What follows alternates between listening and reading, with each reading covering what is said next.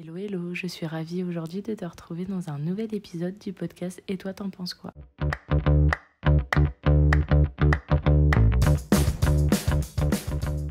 Alors, je suis trop contente, encore une fois, mais j'ai l'impression que je me répète chaque semaine à dire ça, mais je suis vraiment trop contente de te retrouver aujourd'hui. Je voulais savoir comment ça va. Est-ce que tout se passe bien dans ta vie? Est-ce que t'es dans un bad, un bon mood? J'aimerais bien le savoir. C'est pour ça que, avant de démarrer ce nouvel épisode, je voulais t'annoncer que le projet de ce podcast, en fait, il va s'agrandir avec une page Instagram que je te mettrai en description. Et je trouve ça trop cool de créer cette page parce que ça va nous permettre de discuter ensemble par rapport à tes retours que tu peux me faire sur le podcast, mais aussi sur ton envie de prochains épisodes, de choses que tu aurais envie que je parle, peut-être un sujet que tu as besoin qu'on évoque parce qu'en ce moment ça va pas, ou tout simplement me suggérer un sujet sur lequel tu as envie que j'expose mes idées, mes ressentis, mes suggestions, parce qu'on sait jamais, parce que des fois c'est vrai que j'ai des bonnes idées. J'ai une liste entière sur mon ordinateur de prochains épisodes. Mais on sait jamais, peut-être que tu peux avoir une super bonne idée qui va pouvoir me permettre d'évoquer un sujet auquel j'aurais jamais pensé. Donc aujourd'hui, pour ce 4e épisode, on va parler d'un sujet tout autre. On va pas parler d'expérience personnelle, tout ça, mais on va parler de 10 choses que j'ai envie de faire avant de mourir. Donc c'est pour ça le titre YOLO. YOLO qui veut dire You Only Live Once. Je t'invite à rire, vu l'état de mon accent anglais. Je sais, il est pas bon. Mais je suis française.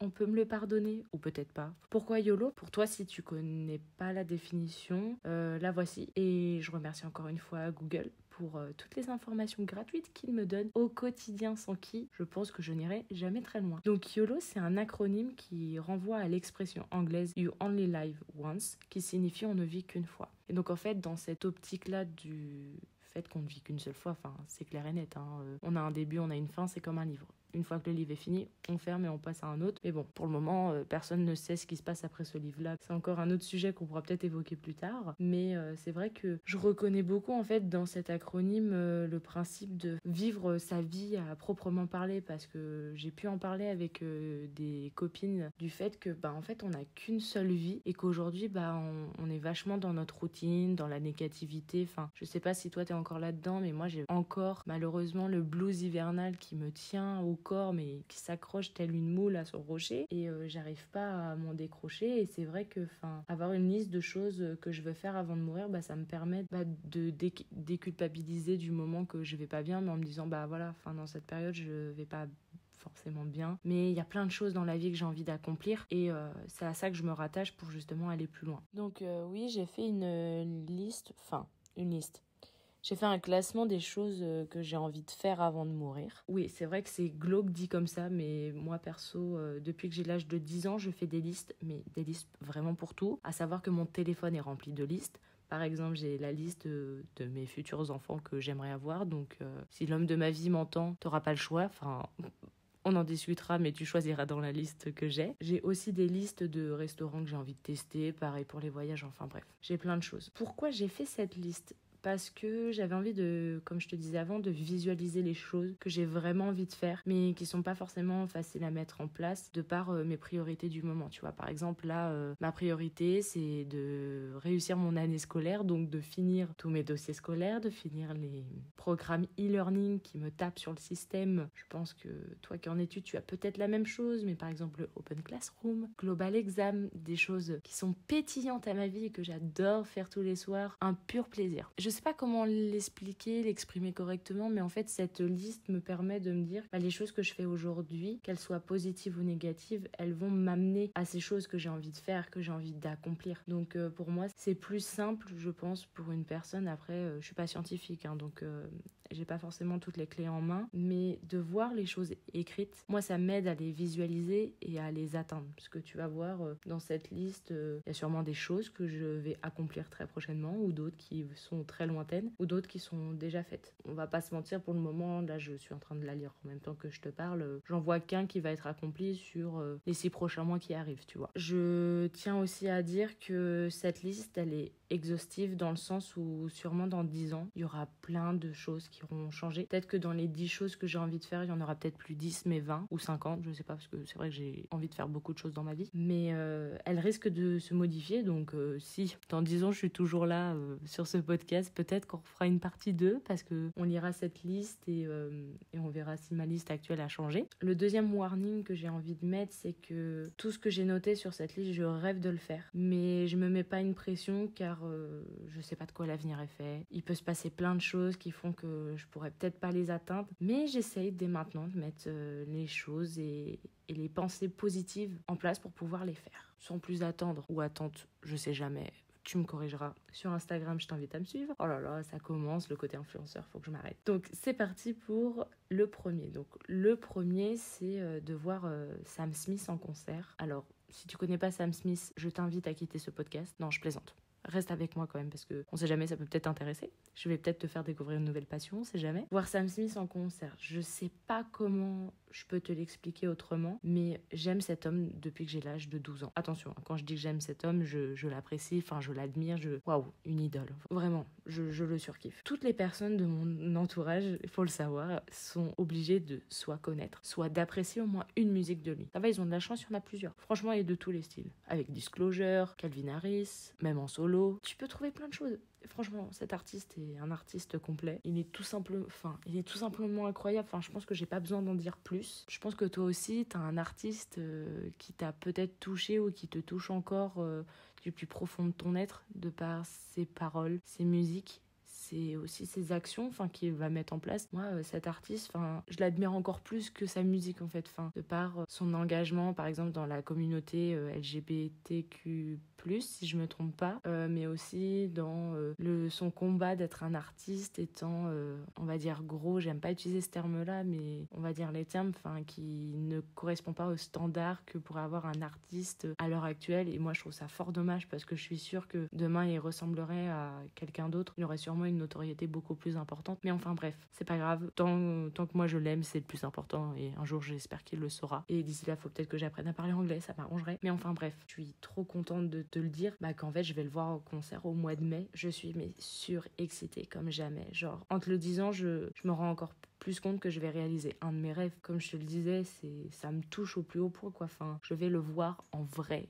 Bon, je pourrais pas lui faire la bise.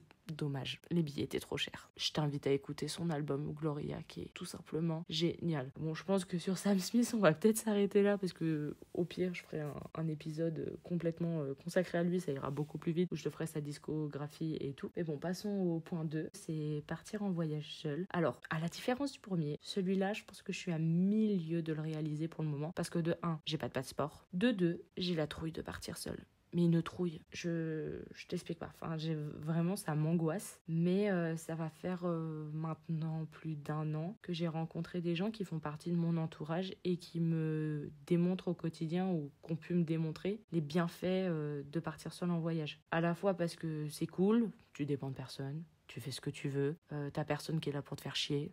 Franchement, t'es seul avec toi-même, donc c'est génial. Et en plus de ça, en fait, tu te découvres ou tu te redécouvres en voyageant seul parce que, c'est le principe de voyager seul. T'es solo, personne peut t'aider, t'as personne sur qui compter, tu peux compter que sur toi-même et je pense qu'aujourd'hui c'est important et c'est vrai que j'aimerais vraiment le faire. Peut-être soon, je vais partir seule, je sais pas encore, mais j'aimerais bien peut-être commencer par une ville française parce que, comme je te dis, j'ai pas de passeport, parce que Sacha ne sait pas s'organiser pour faire les choses en amont. Mais ouais, partir peut-être un week-end ou un peu plus dans une ville française avec ma voiture que tu connais maintenant, la Sachou Mobile. Peut-être une ville dans le sud ou dans le nord, je sais pas trop, je vais voir, mais sûrement cet été, je te tiendrai au courant. Ensuite, le troisième, c'est me faire tatouer. Oui, ça peut paraître anodin, mais depuis que j'ai l'âge de 18 ans, je rêve de me faire tatouer, mais vraiment, du plus profond de moi, j'ai qu'une envie, c'est de me faire tatouer, mais j'ai jamais réussi à passer le cap parce que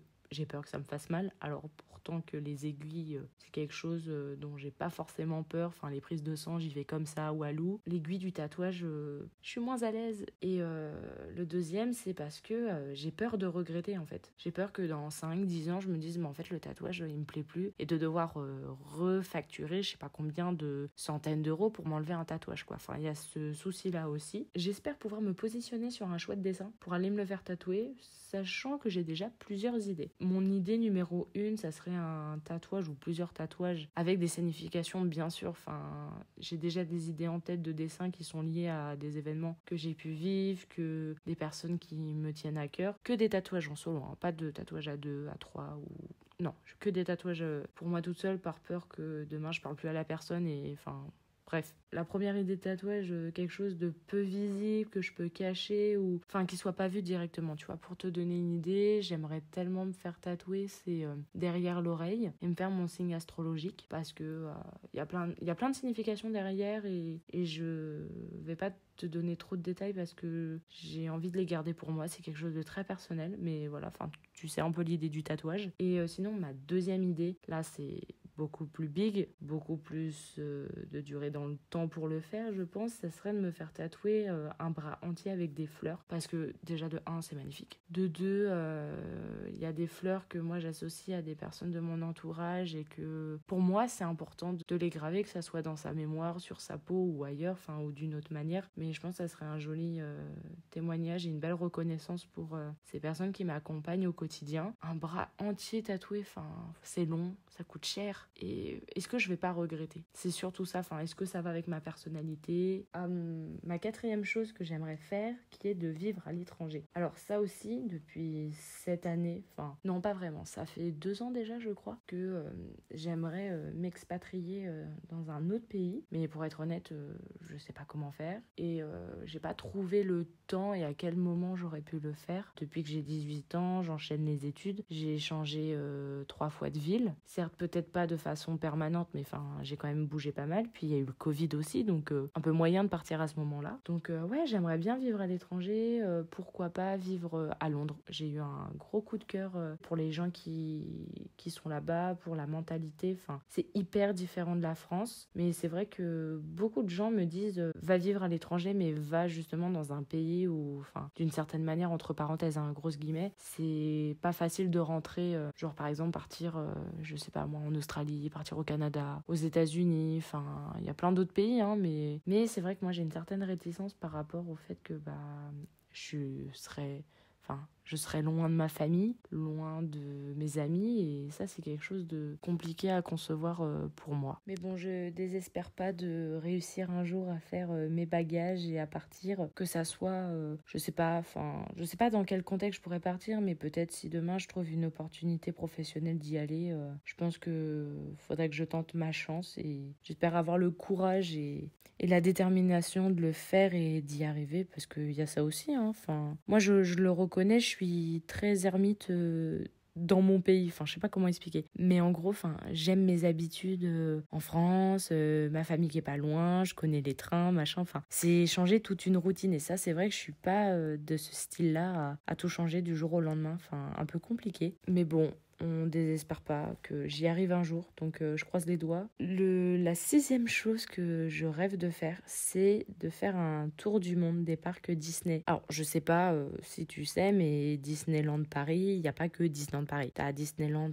en Floride, à Orlando, à Tokyo. Tu vois tous les parcs Universal Studios, tout ça, enfin, tous les parcs Disney et autres franchises qui sont à travers les 7 continents, je n'ai qu'une envie, c'est de les faire. Parce que, oui, Disney, j'adore. Disneyland Paris, je surkiffe vraiment, enfin c'est ma 2e maison pour te le dire, j'y retourne pas cette semaine mais la semaine prochaine avec une amie et je suis surexcitée. Pour la 7e chose que j'ai envie de faire avant de mourir, c'est visiter les 7 continents. Alors, visiter en restant un peu, hein, enfin, tu vois, 15 jours où je peux vraiment découvrir une ville ou peut-être plusieurs villes à la suite. Enfin, je sais pas comment je pourrais m'organiser pour visiter tout ça, mais j'aimerais bien réussir à voir plein de pays différents pour leur culture, leur histoire. Enfin, c'est tellement de richesses à découvrir. Je trouve que en restant peut-être cloisonné dans les pays européens, on va pas forcément voir toute l'étendue des multicultures qu'on pourrait avoir dans le monde. Enfin, personnellement, je sais que peut-être aller en Inde, ça serait un truc incroyable parce que la vision de la vie est totalement différente. Enfin, même le seuil de richesse et de pauvreté, c'est pas la même. Et des fois, enfin, ça ferait du bien d'avoir ça en face de soi pour se remettre les idées en place, pour se rendre compte qu'on a peut-être une vie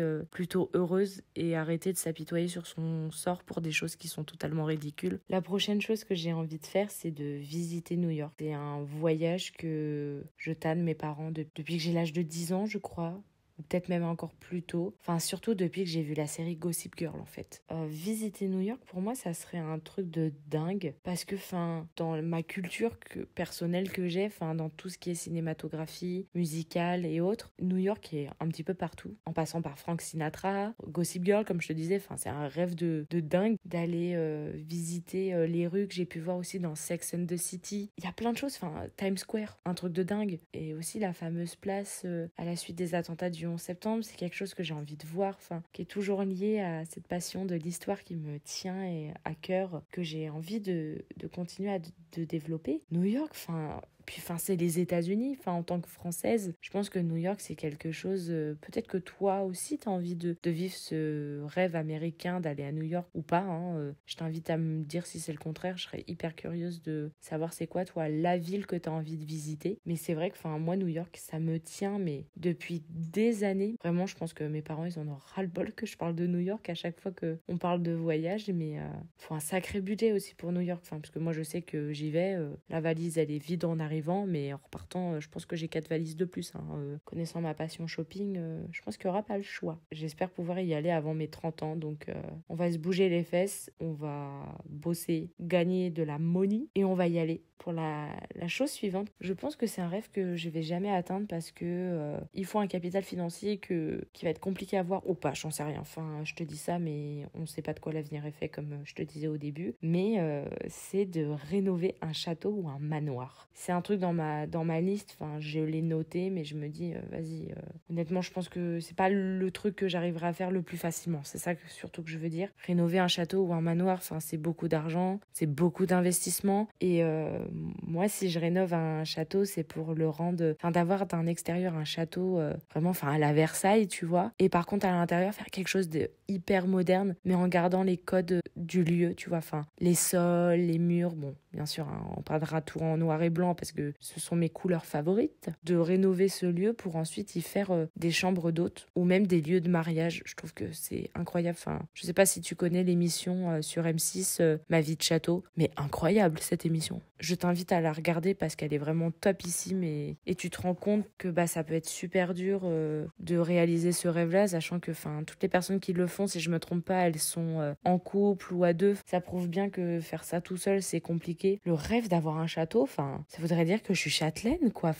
Demain, je pourrais vivre à Versailles, je le ferais, mais bon, je sais que c'est pas possible. Versailles fait partie du patrimoine français, ne pourra jamais être ma maison, mais bon. Et tiens, en parlant justement de Versailles, c'est lié à mon avant-dernière chose que j'ai envie de faire, qui est de visiter les plus beaux musées du monde. Toujours lié au voyage, toujours lié à la culture. Alors j'estime que en France, surtout à Paris, nous avons de la chance d'avoir vraiment les musées les plus incroyables au niveau architectural, comme le musée du Louvre, le musée du Quai d'Orsay. Tu vas pas forcément dans ces musées-là pour voir que les œuvres, tu vas aussi pour le lieu, pour toute l'histoire qu'elles possèdent, tout ça. Enfin, il y a vraiment quelque chose derrière. Mais c'est vrai qu'il y a plein de musées dans le monde qui me donnent envie de visiter. Il y a des musées à Shanghai qui m'attirent énormément, même aux États-Unis.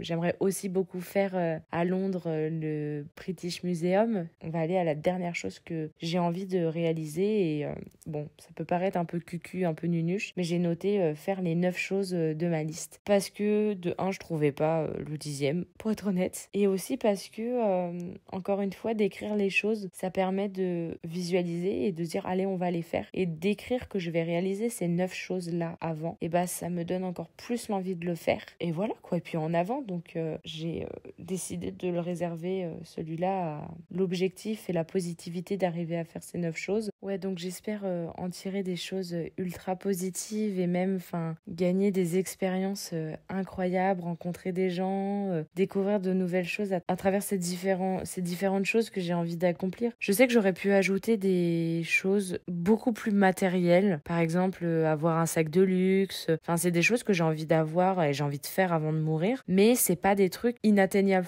Je sais pas comment te le dire. Par exemple, vivre à l'étranger pour moi c'est un big truc. Je me dis que il va falloir que je travaille beaucoup pour y arriver. Et il y a cette satisfaction là d'arriver à réussir les choses que j'ai envie d'atteindre en faisant cette liste. Et c'est pourquoi moi je t'invite mais fortement à faire cette liste-là. Donc moi j'ai mis 10 choses, bon réellement 9, mais tu peux peut-être mettre 5 choses que tu as envie de réaliser avant de mourir. Et si même peut-être le mot mourir te fait peut-être peur ou te fait angoisser, tu peux peut-être te mettre une autre deadline. Après, voilà, faut savoir que les choses prennent du temps, qu'il faut laisser les choses se faire aussi, que tu peux peut-être pas, dans ta liste, l'atteindre en 3 ans, parce qu'il y a plein de choses qui rentrent en compte. Mais c'est vrai que de faire la liste, d'écrire ce que tu as envie de réaliser, et dans un temps imparti, ça peut te donner cet objectif de réussir aussi. Et de me faire cette liste-là, ça me montre et ça me donne envie d'aller plus loin, de me dire peut-être que dans quelques années, je vais me réjouir parce que je vais atteindre ça et je vais me donner les moyens d'y arriver. Et je pense que c'est ça qui est important de faire une liste. C'est pas de remplir les cases, mais c'est simplement de remplir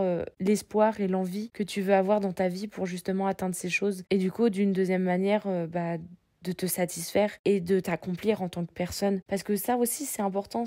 Moi, personnellement, je te conseillerais pas de mettre des choses où d'autres personnes sont impliquées. Dans le sens où, par exemple, trouver l'amour. Ça, oui, c'est une chose qu'on a tous envie de faire, qu'on a tous envie d'avoir. Je trouve que c'est une chose, une envie qui est, je sais pas comment l'expliquer, mais qui est dure à quantifier et à dater parce que déjà, tu sais pas quand ça va t'arriver, tu sais pas quand tu vas vraiment le trouver. C'est peut-être qu'une fois à la fin de ta vie, à, je sais pas, 70 ans ou bien plus, peut-être 90, 100 ans, j'en sais rien, que tu te rendras compte que telle ou telle personne, c'était l'amour de ta vie, tu vois. Je veux pas avoir cette inquiétude et ce stress de me dire, oh là là, il faut que je le fasse avant que ci, avant que ça. Tu vois, il y a plein de choses qui rentrent en compte. Donc vraiment, je t'invite à faire cette liste pour toi et simplement pour toi, pour justement t'élever vers des idées et des envies auxquelles peut-être que tu n'as pas pensé parce que tu as trop la tête dans ton quotidien. Mais vraiment, fais cette liste pour toi. On n'est qu'au début de ce qu'on veut faire et de ce qu'on veut accomplir. Et comme je le dis souvent, t'es le main character de ta vie, donc il n'y a que toi qui peux la construire comme tu as envie et de la manière dont tu le souhaites. Vraiment, je me répète beaucoup, mais fais-le parce que à la fin, tu vas te rendre compte qu'il y a peut-être des choses que tu n'avais pas pensé, que tu n'avais pas noté, mais qui en fait te font vibrer au plus profond de ta personne. Tu vois, je dis un truc con, ça peut être démarrer un cours de yoga, tu vois, ou aller à la salle, ou tu vois, des trucs comme ça. Mais des choses qui vont te faire plaisir. Faut pas que ça soit une contrainte parce que ça fait plaisir et qui te donne envie d'avancer. Je te souhaite une belle journée, une belle après-midi, une bonne matinée, une bonne soirée ou une bonne nuit. C'est toi qui décides à l'heure à laquelle tu m'écoutes et je te dis ciao.